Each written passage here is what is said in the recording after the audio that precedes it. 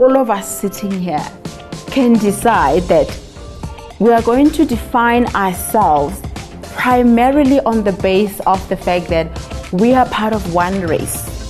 So if we want to bring about the change that we need to desire in companies, we need to change mindset and behaviors. So we can't just focusing on behaviors alone. So leadership is about identifying potential, attach value to it, and develop it to the maximum. I came across a quote by a Russian author, but ultimately what he says about work is this: if one wanted to crush and destroy a man, to mete him out the most terrible of punishments, all that one would have to do is make him do work that was completely and utterly devoid of usefulness and meaning. I think the important thing is, what I'm trying to say is, you lead automatically because you're born to lead. You don't lead automatically because you're appointed to lead.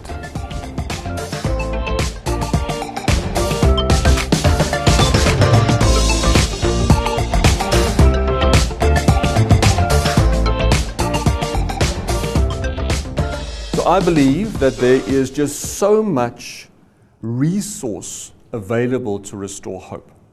And this is a stat that shows us that on the continent of Africa and in India and in China, those are the places where the action will be and the productivity growth will be and the hope will come from. Who can restore hope? First question. And then the second question is, what could restore hope? It's more than just one person. Yeah? It has to be more than just one person. You're touching on something that we talk about, you can just call it transcendent leadership. So you transcend your world into the world of somebody else and say, listen, I will probably not be able in my lifetime to work on these opportunities, but let me help you work with those opportunities. And personal responsibility, your and my responsibility, our company, your company, all the companies and whatever associations you got, that's where the responsibility has to reside. Just think about how you have been perfectly positioned, perfectly connected, if you can just be switched on for more than just your own little world. And you can connect into a company like AFGRI, then linking into all of those dark places in the world, shedding light in Africa. If you can be switched on for more than just yourself, and you get linked into like-minded people, it's then when we can bring light to a very dark place.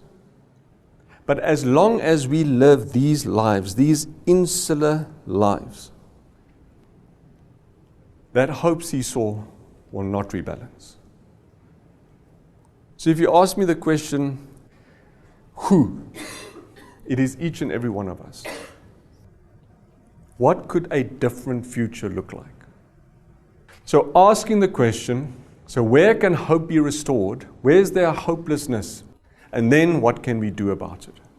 If each and every one of those lights get activated, just imagine the light that will be brought into dark places.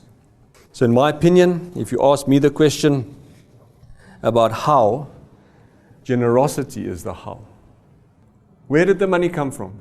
It came from opportunities generated in South Africa. And now when you are asked to think about how I'm going to open my hands generously to restore hope, not stupidly, generously, I said, no, it's mine.